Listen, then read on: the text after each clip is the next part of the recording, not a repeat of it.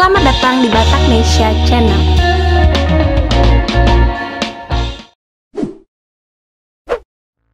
Mendengar kata intelijen tentunya membuat kita langsung berpikir tentang agen rahasia yang ditugaskan khusus untuk mendapatkan informasi mengenai sesuatu hal.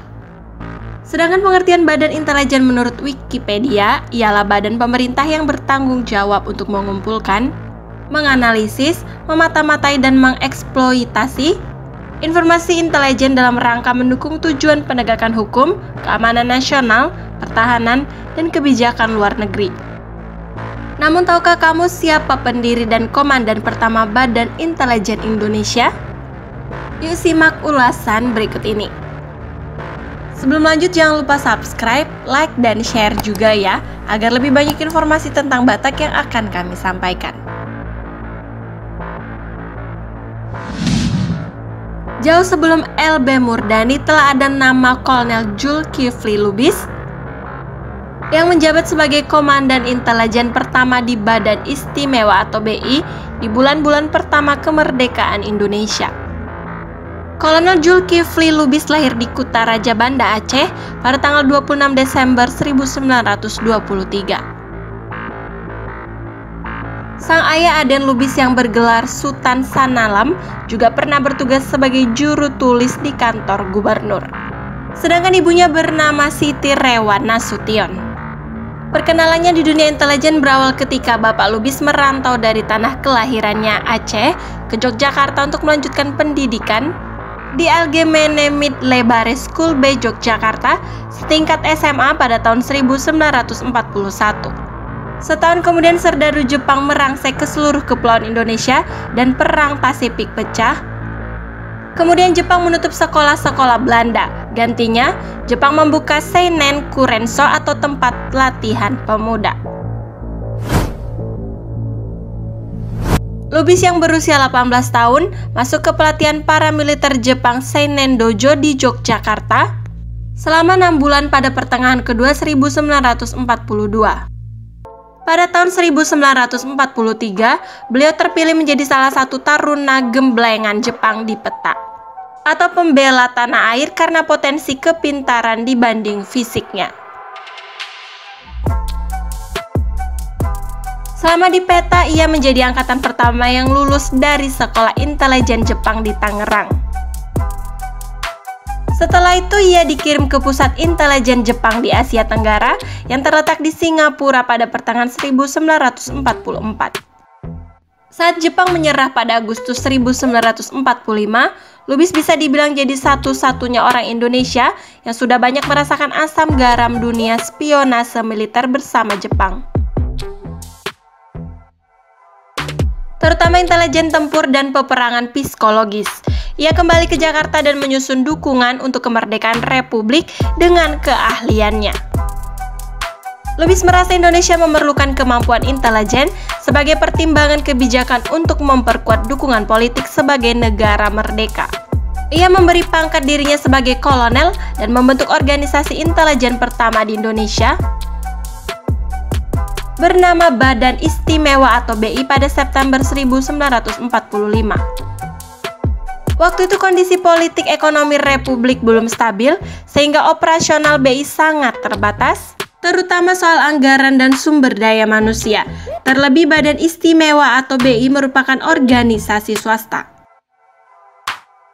Operasinya hanya fokus di Pulau Jawa dan mengandalkan 40 anggota yang terdiri dari mantan perwira peta serta bekas informan Jepang di Jakarta.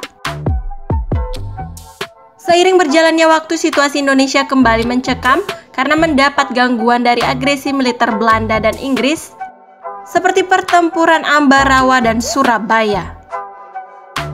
Lubis pun kembali melatih 36 remaja terpilih dari beberapa daerah dan dilantik menjadi perwira intelijen Indonesia angkatan pertama atas perintah Presiden Soekarno. Pada 7 Mei 1946, para perwira intelijen itu diberikan kartu pengenal dan resmi menjadi anggota Badan Rahasia Negara Indonesia atau BRANI. Lubis menjadi kepalanya dan langsung bertanggung jawab di bawah kendali Soekarno. Anggota-anggota BRANI banyak berperan sebagai intelijen tempur untuk mengurangi simpatisan Belanda di Surabaya dan intelijen masyarakat untuk menyatukan semangat revolusi Soekarno di luar Jawa seperti Bali, Kalimantan, Maluku, Nusa Tenggara, Sulawesi, dan Sumatera. Beberapa perwira juga ditugaskan ke Singapura, Hong Kong, Thailand, dan Burma, sekarang Myanmar, untuk membuka jalur logistik yang dibutuhkan Indonesia. Tak lama setelah BRANI berdiri, Badan Intel bernama Kementerian Pertahanan Bagian B dibentuk Menteri Pertahanan Amir Syarifuddin.